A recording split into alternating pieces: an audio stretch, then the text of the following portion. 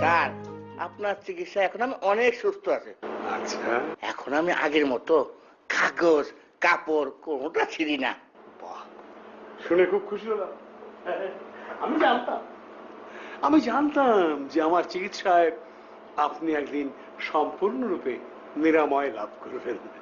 আপনার দোয়া স্যার, আপনার দোয়া। হ্যাঁ, স্যার অভয় দিলে একটা কথা বলতে পারি স্যার? কি কথা? আমি একটা স্যার বিরাট গবেষণার মধ্যে আছি স্যার। গবেষণা? গবেষণা তো আমিও করি। সাপ নিয়ে। কি? সর্প। এই যে স্যার। থাক থাক, ওই সাপটা আপনার সাপটা আপনার কাছে রাখুন। কাছে আসবেন প্লিজ প্লিজ প্লিজ। না, আমি খুব দেখেছি। খুবই সুন্দর, খুবই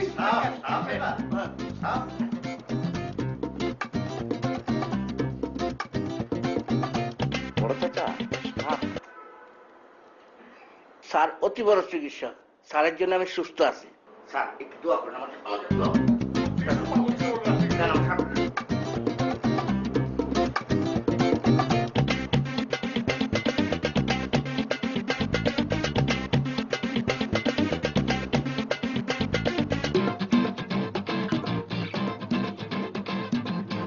বড় চাচা, প্লাস্টিকের সাপ দেখে তো আপনার ভয় পাওয়ার কথা না।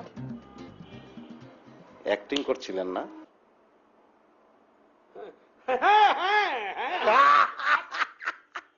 পাগল লোকটা, প্লাস্টিকের সাপ নিয়ে এসে ভয় দেখায়। বড় চাচা, আজকে আমাকে আসতে বলেছিলেন, আমার কি যেন চিকিৎসা করবেন বলেছিলেন। না, সেটা আজকে এখানে সম্ভব হবে বলে আর মনে হচ্ছে না। তুমি বরং বাসায় এসো, আমি সেখানেই তোমার চিকিৎসা করব।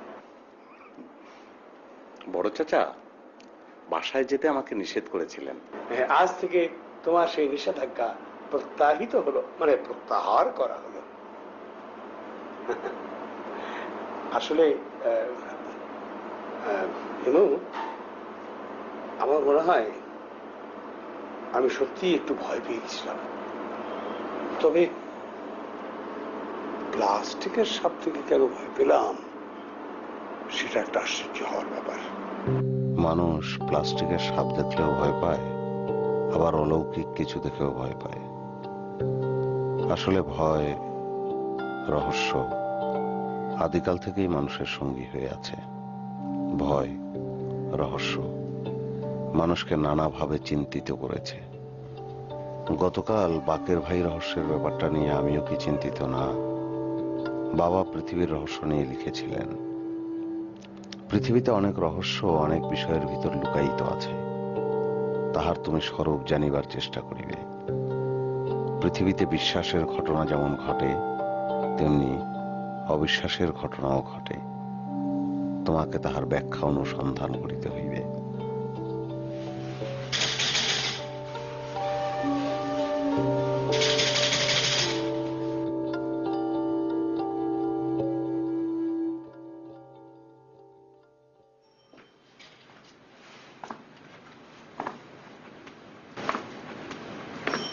আসসালামু আলাইকুম। ওয়ালাইকুম আসসালাম। স্যার, আমার নাম হেমু। আপনি কি বাইরে আছেন? না, স্যার, আমি আপনার সঙ্গে একটু কথা বলতে চাই।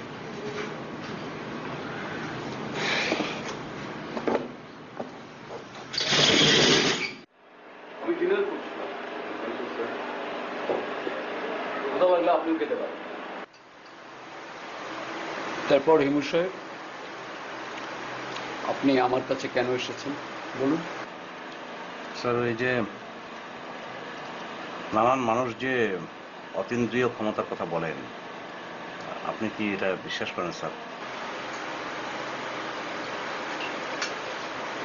আমার জীবনে কোনো অতীন্দ্রিয় ক্ষমতা সম্পন্ন মানুষের সাক্ষাৎ আমি এখনো পাইনি, তাই এ সম্পর্কে আমি কোনো মন্তব্য করতে চাই না।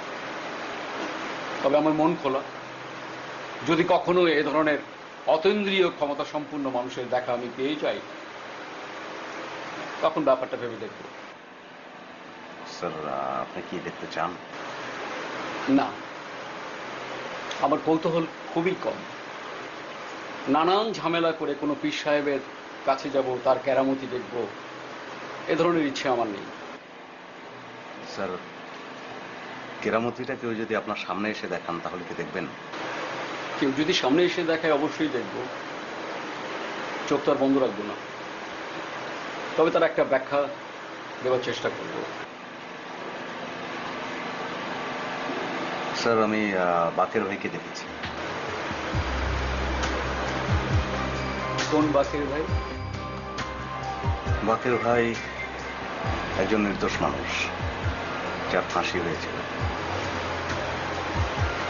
ও আচ্ছা, ওই সেই একজন নির্দোষ মানুষ যার ফাঁসি হয়েছিল, তাকে আবার আপনি দেখেছেন? জি স্যার। কিভাবে দেখলেন? ঘটনাটা বলতে থাকুন। স্যার, আমি হাঁটাহাঁটি করি, বলতে পারেন স্যার, এটাই আমার প্রধান কাজ।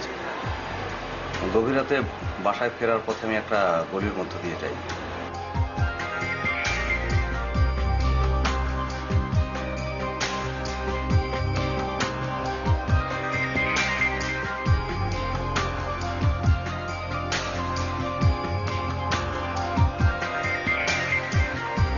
হিমু সাহেব, আমাদের জীবনে অনেক ধরনের হ্যালুসিনেশন থাকে, আবার হয়তো সত্যি সত্যিও অনেক কিছু ঘটে, তার পিছনে একটা ব্যাখ্যাও থাকে। যখন আমরা কোনো জিনিসের কোনো ব্যাখ্যা দিতে পারি না, তখন সেটাকে আমরা অতি প্রাকৃত বলে থাকি। তবে আপনি একটা কাজ করতে পারেন, সেটা হচ্ছে আপনি আবার ওই গলিতে যেতে পারেন। বাকের সাহেবের সঙ্গে দেখা হলে তার সঙ্গে কি কথা হয় তা আপনি আবার আমাকে জানাতে পারেন। স্যার, আপনি যাবেন? না, আমার কৌতূহল খুবই কম। আপনি একা দেখেছেন, আপনি একাই যাবেন। এরপর প্রয়োজন হলে আমি যাব।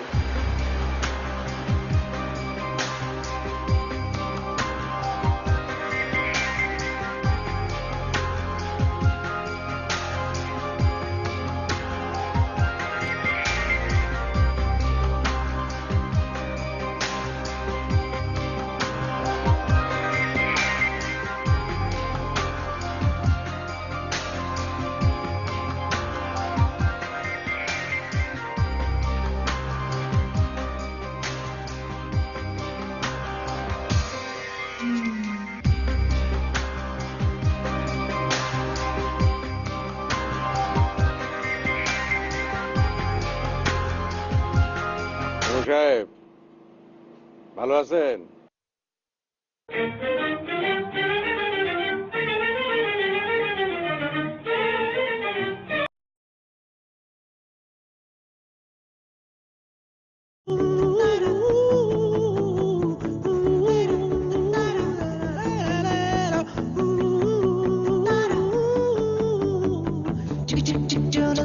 সাহেব, ভালো আছেন?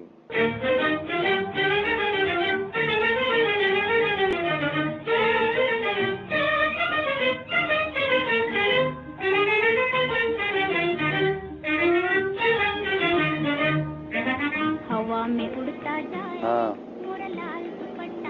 ভালো আছি। মনটা অত্যধিক খারাপ। মোনার কথা খুব মনে পড়তেছে। আমি মাত্রই এদিক দিয়ে গেলাম, তখন মনে হয় এই মোটরসাইকেলটা দেখিনি আমি। সব মনে হওয়াটাকে সত্য হয়।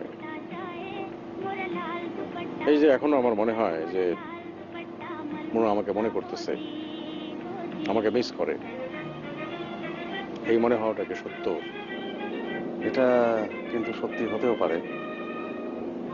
আচ্ছা, আপনার সঙ্গে আমার এই দেখা হওয়ার ব্যাপারটা আমি কোনো ব্যাখ্যা দাঁড় করাতে পারছি না। মোনার কথা আমার কেন এত বেশি মনে পড়ে জানেন?